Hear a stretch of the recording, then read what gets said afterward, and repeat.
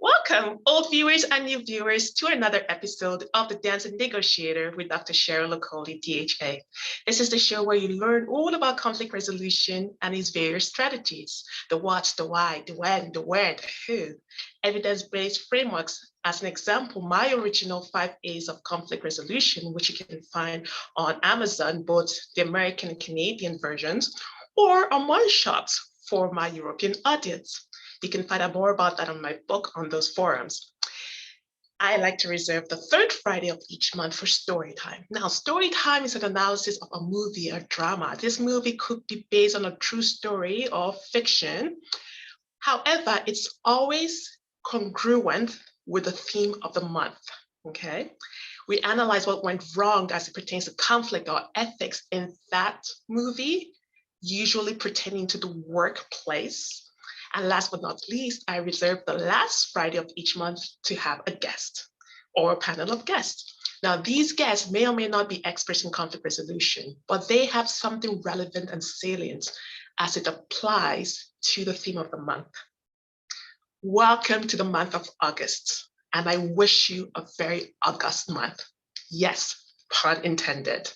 And I also wish that you embrace whatever new beginnings this month will bring in and usher to you, your colleagues, workplace, family, society.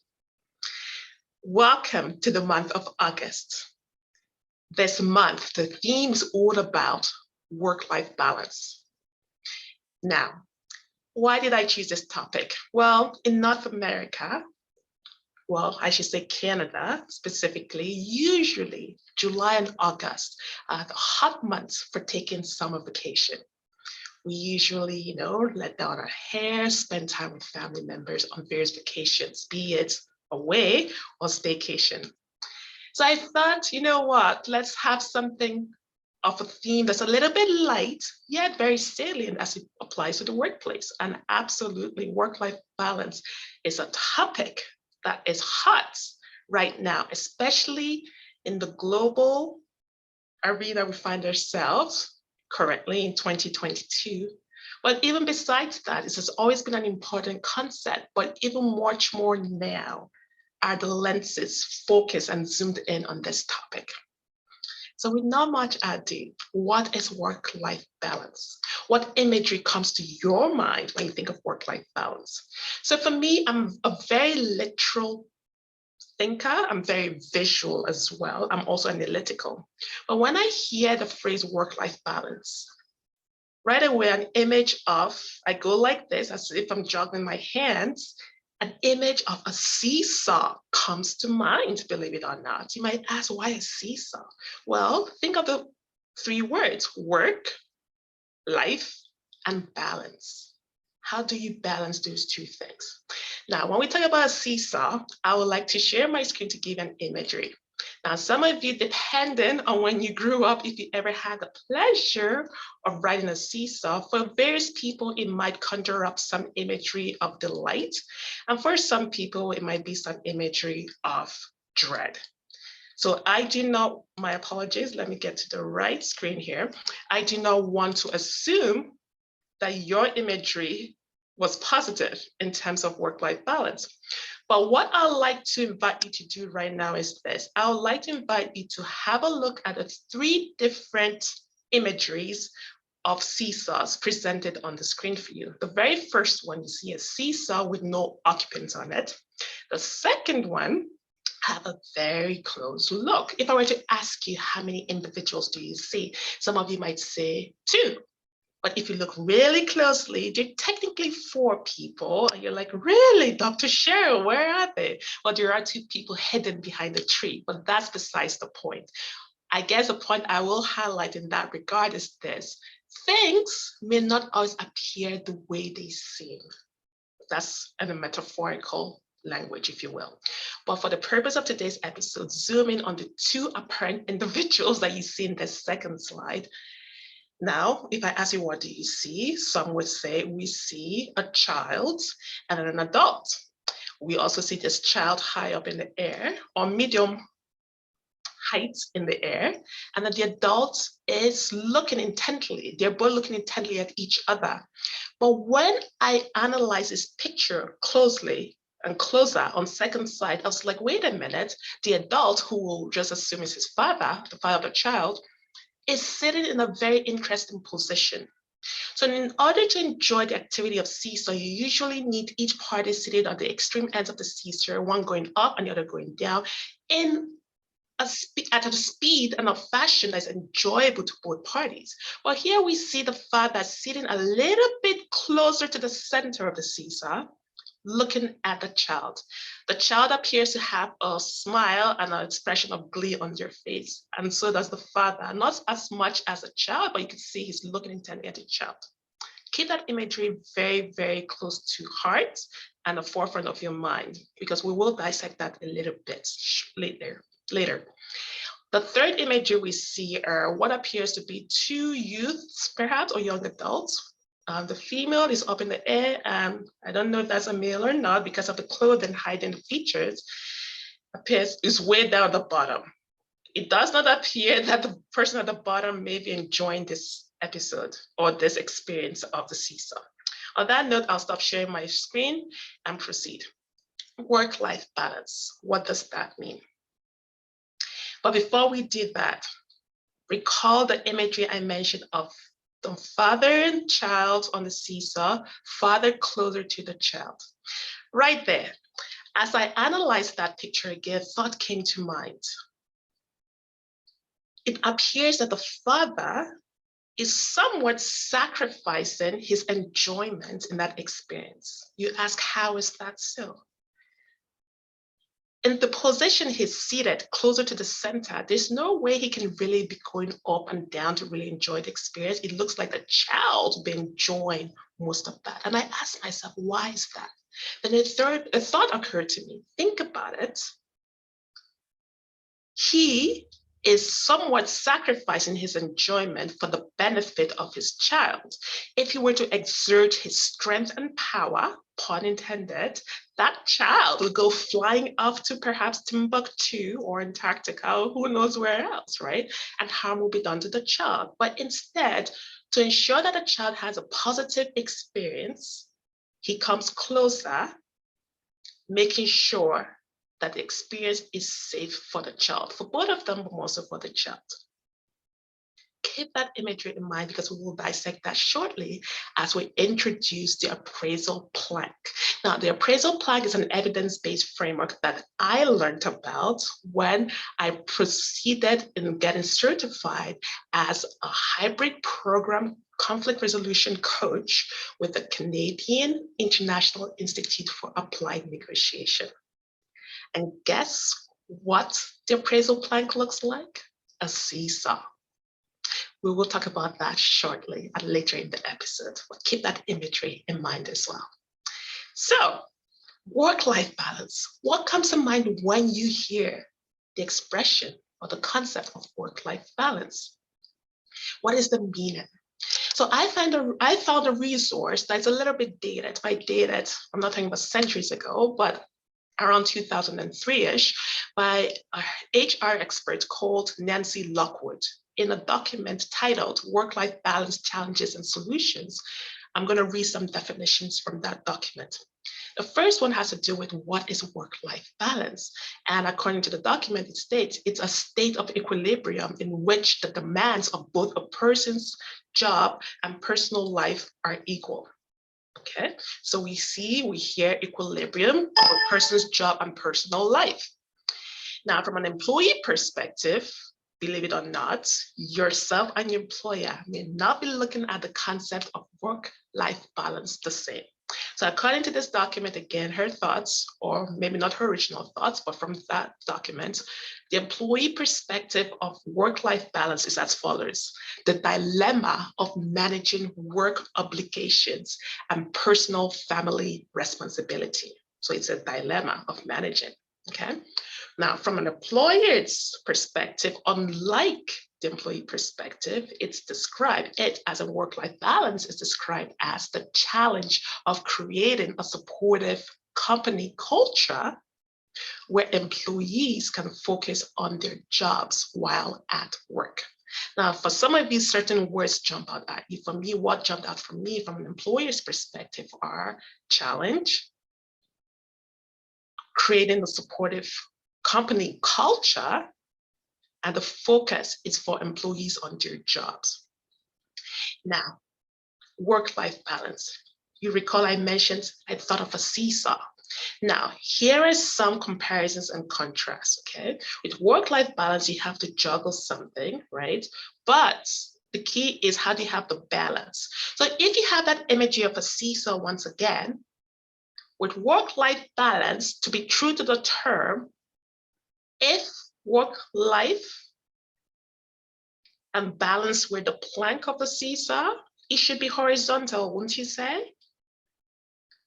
And if work was one quote unquote occupant of that plank and life on the other ones, it should be horizontal, not one higher than the other. You can't have work relegated way up in the air and your quality of life down there. That's not work-life balance, or vice versa, right? So unlike the seesaw, whereby you need to have fun, you do need one party at one point in time to be up and the other down and maintain it in a harmonious fashion. Very interesting perspective, isn't it? So I would like to emphasize the fact that work-life balance is a concept, not to be mistaken for work-life initiatives, which again, according to that source I mentioned earlier, work-life initiatives are policies and procedures established by an organization with the goal to enable employees to get their jobs done and at the same time provide flexibility to handle personal and family concerns. So work-life initiatives are a program. We're going to dissect that a little bit more further later. So I decided to look up some statistics. Why? Just to, for my interest, what is the statistics of individuals, employees working from home? Now, I want to highlight that this episode is focused on the employee working for an organization. Next week, we'll be focusing on a solopreneur, on an entrepreneur. Okay, so keep that differentiation in mind as we proceed. Okay, so I looked up some statistics from Statistics Canada, and one particular one is statistics titled Working from Home for an Employer Located in Another Province or Territory.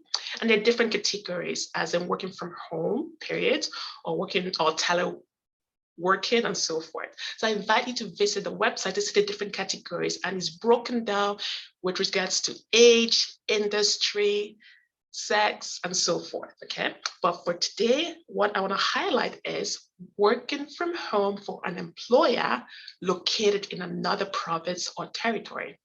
Now, for my international non-Canadian residents, province, in Canada, instead of having states, we have provinces. In addition, we recognize territories. So we have 10 provinces and 3 territories. And those usually, the sole inhabitants of the territories are usually those belonging to the indigenous population. And by that, I mean First Nation, Inuits, or Métis, okay? And I didn't say that in any particular order, okay? So according to the statistics, 0.15% of Canadian employees worked at home from another province or territory in 2016. Now, closer to now, which is August 2022, the data indicates that Canadian businesses expect 0.85% of their workforce to do the same in the near future. And they recognize that these individuals that are working from home for an employer located in a different province or territory, they tend to be highly educated and work for high knowledge industries such as professional, scientific, or technical services, and they're paid substantially higher than perhaps other teleworkers. Now, I shared that just to give an example of in the current world we're living in, with work-life balance coming to the forefront, as in the concept coming to the forefront, individuals, some are working from home, either within their province or beyond their provinces, okay? How do we maintain work-life balance and flexible work arrangements for individuals who work from home? Well, the question is also that I think is salient to look into is that not all households are the same. And what do I mean by that? In the Canadian landscape, for example, which is similar internationally, but we're going to focus on the Canadian landscape, and I'll just focus in Alberta because I reside in Alberta and practice in Alberta. Household compositions could take the shape of a single parent household. It could be parents and children. It could be a single habitant that household, or it could be intergenerational. Again, this is not an exhaustive list, but these are the main categories that we can think of and I wanted to discuss. So let's break them down. Single parent household. Now, for that individual employee that's a single parent seeking work-life balance, how can they maintain a work-life balance? Now, working from home, that's a key, right? Now, they're single parent, depending on the ages of their children, they might need assistance with childcare, flexible hours and dropping them off before or after school and things like that. These individuals may have children who may not be able to help them with chores that only the parents, that single parents can shoulder. So again, looking at that composition. Now, what about parents with children? Again, depending on the ages of the children, they can help with chores and so forth. And when I say that flexible work arrangement, there are certain things that cannot be done, that cannot be postponed to later, similar to a single parent household, right? Again, having that conversation.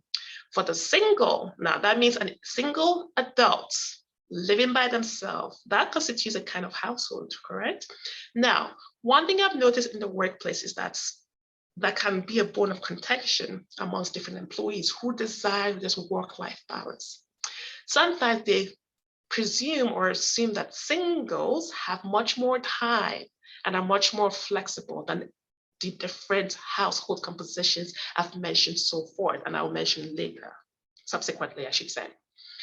That is farthest from the truth. Why? Think about it. You're a sole adult individual in one household. Oh, think of all, when I say all as in the holistic, when we talk about the holistic domains of an individual, and when I apply that to conflict resolution, the physical, mental, social, cultural, spiritual, all of those activities under any one of those domains falls under the shoulder of this one individual. I know this could be a stereotyping or a hasty generalization, but I'm trying to illustrate a point. So they may not have as much time as you want. They may not have as much energy as you think they might have, okay?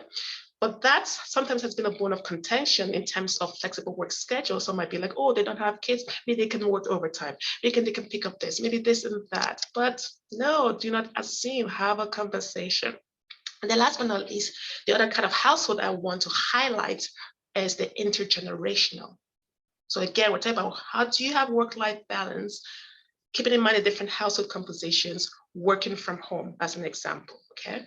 So for the intergeneration households, what that usually means is intergenerations, different generations. The employee could fall under what's classified as a sandwich generation, caring for an older adult, an older parent, caring for their children. So they're centered in between.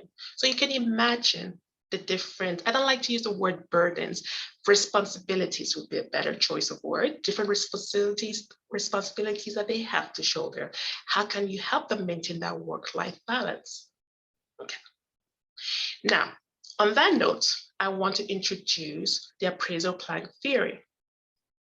And as I do that, I know what I'm going to show might be a little bit of a busy slide, but I don't want you to feel overwhelmed at this point in time. But what we're going to do, I'm going to focus specifically on, I mentioned there's something like a seesaw, right? With the appraisal plank. So yes, we will dissect that a little bit further.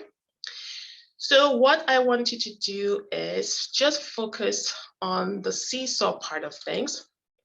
And right here is the seesaw part of things. Right here. I know it's very, very busy, but just focus on this portion right here, which is the plank.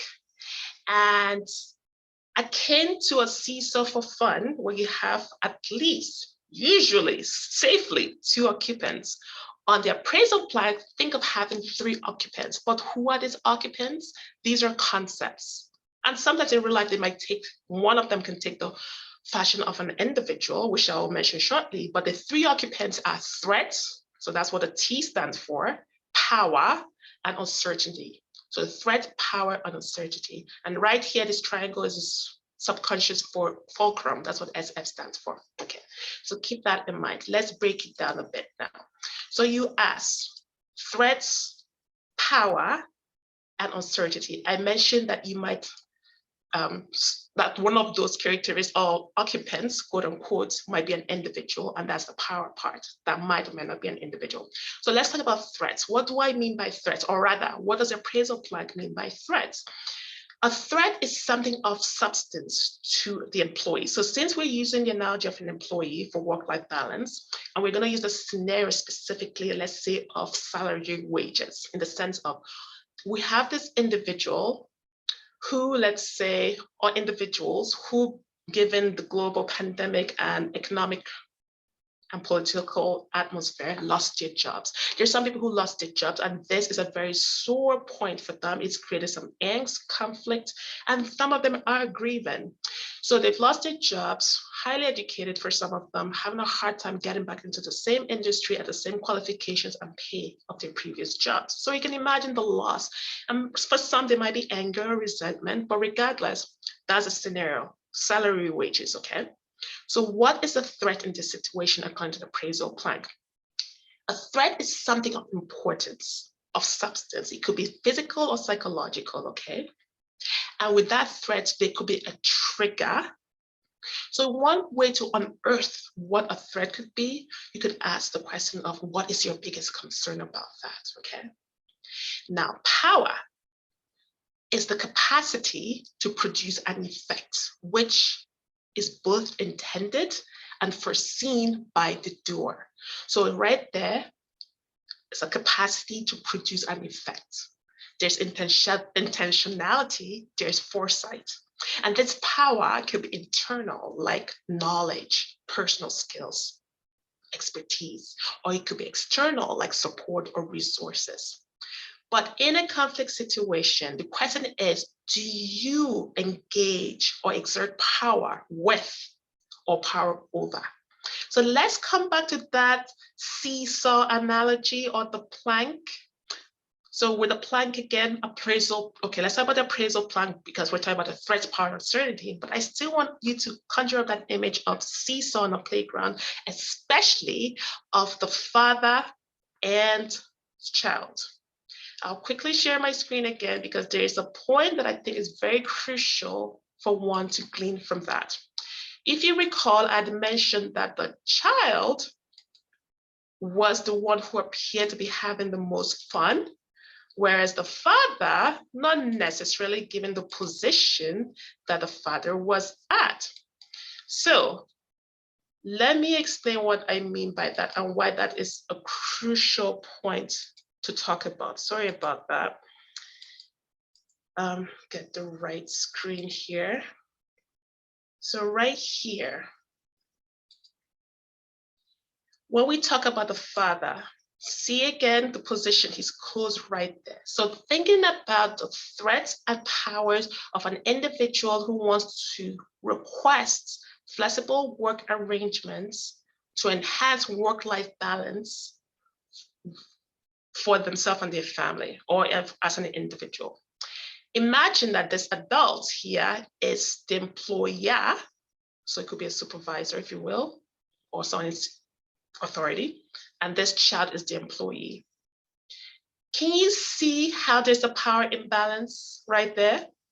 But the parent came close. So the question is, how can you as the employer come close to your employee who is vulnerable, given that they lost a job, they need a job, they need this flexible hours? How can you come closer to ensure employee satisfaction in the fashion that, even though, yes, your operations, I'm not saying will be compromised, but might take the shape and form you did not anticipate. But in order to enhance employee satisfaction and to ensure that both of you, the operations and productivities are not compromised, how can you metaphorically come close to that employee, close physically, metaphorically, in terms of meeting their needs to enhance their work-life balance? Now, uncertainty. That is the third component on the appraisal plank. So with this employee that is requesting this flexible work schedule, they are uncertain as to what the result or the outcome would be in making this request to their employer of flexible work arrangements, which we'll talk a little bit shortly about, or increasing their wages. Okay? That creates uncertainty for them. So you as the employer, you might not have faced this situation before, but what can you do? You can do an environmental scan and talk with other external parties. What happens to others when they face the same situation? Okay, that's a question. So some of the conflict that I can see that easily comes to mind real quick, or potentially can come to mind, is we must remember that there are human rights laws. There are protected grounds in terms of age, marital status, family of origin, the list goes on. But when we're trying to meet an employee's request of flexible work arrangements, my question is, are some people encroaching or walking on a tight rope in questioning certain aspects of their family life or personal lives? What is that right balance to have in terms of being caring and compassionate, to flex, to come close to enhance employee satisfaction without breaching human rights laws and protected grounds? Those are questions I would like you to ponder over as you initiate or have conversations with this employee requesting flexible work arrangements. So what do these flexible work arrangements look like, for instance? Well, I'll also like to direct you once again to a resource which I found and which is available for everyone. It is from the Canadian Centre for Occupational Health and Safety. And those of you who belong in other jurisdictions or countries, I invite you to find their parent documents, applicable document, I should say. So this is from the Government of Canada. So the different kinds of flexible work arrangements, first and foremost, what is a flexible work arrangement? They're alternate arrangements or schedules from the traditional working day and week. Employees may choose a different work schedule to meet personal or family needs. Alternatively, employees may initiate various schedules to meet their customer needs. So what does it look like? It could be flex time, reduced hours, compressed work week, telework, telecommuting, job sharing, banking of hours, gradual retirement, leaves, and sabbaticals. So I invite you to have a closer look at this document and read it. You might get additional tips as to how you can meet your employee halfway or to enhance employee satisfaction, employee productivity for retainment and recruitment as well, okay? So, as you know, I mentioned earlier about the workplace initiatives, how it's different from the content of work-life balances. With any initiative like that, you need to be able to measure it, but first and foremost, ask the following questions. Is there a need for this program? Who is the stakeholders? What is the buy-in? Not just from the stakeholders, as in the target audience, but from senior management. What's the funding? Can it be sustainable? What's the internal, external partnerships you need? This is not just a matter of quality assurance or quality improvement, rather continuous quality improvements to measure and evaluate this program. So on that note, I have some call to action questions for you, reflective questions, and I want you to integrate it. What is your employer's definition of work-life perspective? Does it differ from yours? What flexible work program is instituted in your province, territory, or nation? What if you don't know who to talk to about these questions? Perhaps your organization doesn't have an HR or a union. Believe it or not, such organizations exist. So in that case, I invite you, regardless of if they exist or not, you can contact me for my consultation services. That would fall under the arm of strategic management. And you can reach me at Cheryl@ShalomEaglesWings.care because I care for you, or visit my website at ShalomEaglesWings.care. I will talk more about that. So on that note, I invite you to join me next week for another episode of Dancing Negotiator every Friday at 4 p.m. Pacific as we continue the whole series of work-life balance. But remember that that's right, you are needed in this world to be a solution. Be the best that you can and do not rob the world of a precious gem, you. Goodbye and have a splendid day.